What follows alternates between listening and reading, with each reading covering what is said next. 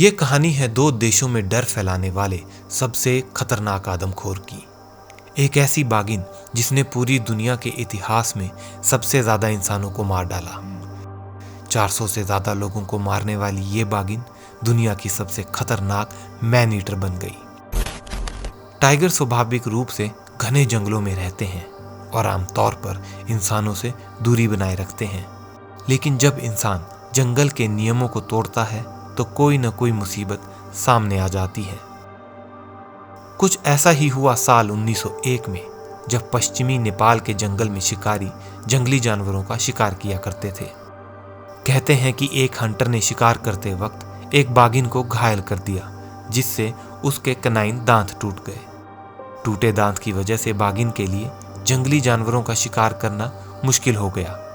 दर्द और भूख से मजबूर होकर उसने आसान शिकार ढूंढना शुरू किया और इस बाघिन के लिए इंसान सबसे आसान शिकार बन गए। इस बाघिन के हमले काफी सटीक होते थे। वो सिर्फ रात ही नहीं बल्कि दिन के उजाले में भी हमला कर देती थी। वो ज्यादातर जंगल और खेतों में काम कर रही महिलाओं और बच्चों को निशाना बनाती थी। बाघिन के हमलों की वजह से इस इलाके में रहने वाले लोगों की दिनचर्या पर असर पड़ने लगा। कई शिकारी दलों ने इस बाघिन को मारने की कोशिशें की, लेकिन वो हर बार जंगल की गहराइयों में गायब हो जाती थी। कई साल बीत गए और बाघिन का आतंक इतना बढ़ गया कि नेपाल के राजा को सेना तैनात करनी पड़ी। राजा के सैनिकों ने बाघिन को मारने की कई कोशिशें की, मगर चालाक बाघिन हर बार बच निकलती थी।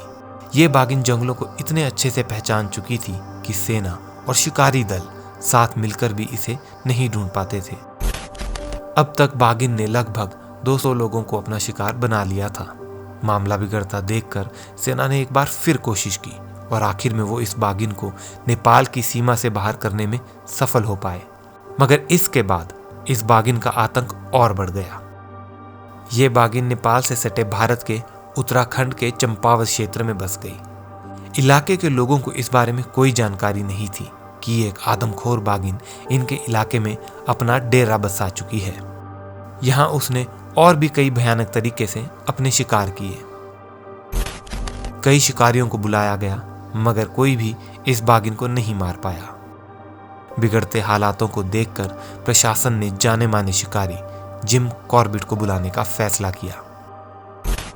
कमाऊ क्षेत्र में जन्मे और पले बढ़े कॉर्बेट को जंगल और जंगली जानवरों के बारे में बहुत सटीक समझ थी। जिम कॉर्बेट को एक माहिर शिकारी माना जाता था, लेकिन वो बिना किसी बड़े कारण के जानवरों को मारने के खिलाफ रहते थे। जिम कॉर्बेट को जब इस खबर का पता चला तो वो अपना सामान लेकर चंपावत की ओर चल दिए। एक गांव में पहुंचते ही जिम कॉर्बेट वहां के लोगों को देखकर और आसपास के सन्नाटे को महसूस करके ये समझ गए थे कि उस बाघिन के आतंक से लोग कितने डरे हुए हैं। गांव के लोगों ने दिन के उजाले में भी बाहर निकलना बंद कर दिया था। सिर्फ चंपावत ही नहीं बल्कि आसपास के गांव वाले भी अब रोजमर्रा के काम के लिए जंगल की ओर जाने से घबराने लगे। जब जिम कॉर्बेट ने देखा कि बाघिन आदमखोर हो चुकी है तो उन्होंने उसे मारने का फैसला कर लिया। कॉर्बेट ने अपनी खोज शुरू की और बाघिन के हमले और शिकार करने के पैटर्न को समझना शुरू किया। शुरुआत में बाघिन को मारना काफी खतरनाक साबित हो रहा था। बाघिन उनकी हर चाल को भांप जाती और जंगल की गहराइयों में गायब हो जाती थी। जिम कॉर्बेट इस बात को समझ चुके थे कि इस चालाक आदमखोर बाघिन को मात देने के लिए सही समय, सटीकता और उस बाघिन के व्यवहार की अच्छी समझ की आवश्यकता है। ये शिकार अब कोई आम शिकार नहीं बल्कि एक इंसान और जानवर के बीच दिमाग की लड़ाई में बदल गया था, जहां हर कदम सोच समझ कर उठाया जाने लगा। एक रात जिम कॉर्बेट कुछ साथियों के साथ जंगल में पेड़ों पर बैठकर बाघिन का इंतजार करने लगे। आदमखोर बाघिन को लुभाने के लिए एक छोटे जानवर को चारे के रूप में जंगल में बांधा गया, लेकिन चालाक बाघिन ने कई इंसानों की मौजूदगी को महसूस कर लिया और आ रहे इस खतरे को समझ लिया। इसके बाद बाघिन तुरंत वहां से घने जंगल की ओर भाग गई। जिम कॉर्बेट ने उसके पैरों के निशान का पीछा करना शुरू किया। काफी दूर तक बाघिन का पीछा करने के बाद कॉर्बेट को यह समझ आया कि इस बाघिन का शिकार उसे घेर कर ही किया जा सकता है। कुछ दिनों बाद बागिन ने चंपावत गांव के पास एक लड़की पर हमला कर दिया। कॉर्बेट ने घटनास्थल की जांच की, भागने की दिशा और ताजा निशानों को देखा। जिम कॉर्बेट ने खून के निशान का पीछा करना शुरू किया। जिम कॉर्बेट को महसूस हुआ कि बागिन अभी भी आसपास में ही थी। कॉर्बेट ने गांव वालों को एक बड़ा घेरा बनाकर जोर से शोर करते हुए बागिन को घेरने के लिए कहा, ताकि वो उसे साफ शॉट के दायरे में ला सके। जैसे ही सूरज ऊपर चढ़ने लगा, पेड़ों की छाया तेज हो गई। गांव वाले ढोल पीटते और चिल्लाते हुए जंगल में बागिन को बाहर निकालने लगे।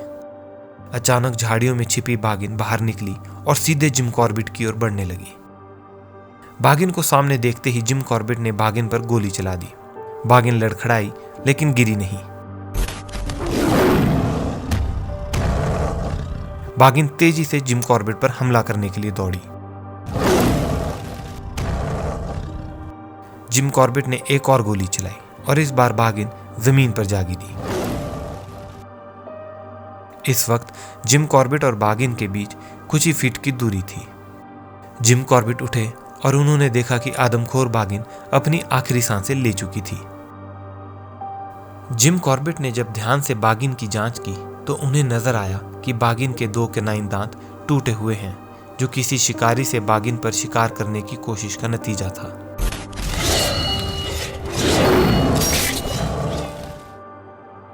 यहां कॉर्बेट को यह समझ आया कि इस जीव को आदमखोर बनाने वाले इंसान ही थे। कई सालों से 2 देशों में आतंक फैलाने वाली इस बागिन का आतंक आखिरकार खत्म हो गया। कहते हैं कि इस शिकार के बाद जिम कॉर्बेट ने कोई और शिकार नहीं किए और अपना जीवन जंगल और जानवरों के संरक्षण में समर्पित कर दिया। भारत का पहला नेशनल पार्क और टाइगर रिजर्व जिम कॉर्बेट के नाम पर बनाया गया, जो कि उत्तराखंड में मौजूद है। ऐसी ही और वीडियोस देखने के लिए हमारे YouTube चैनल अनफोल्डेड क्लिप को सब्सक्राइब करें।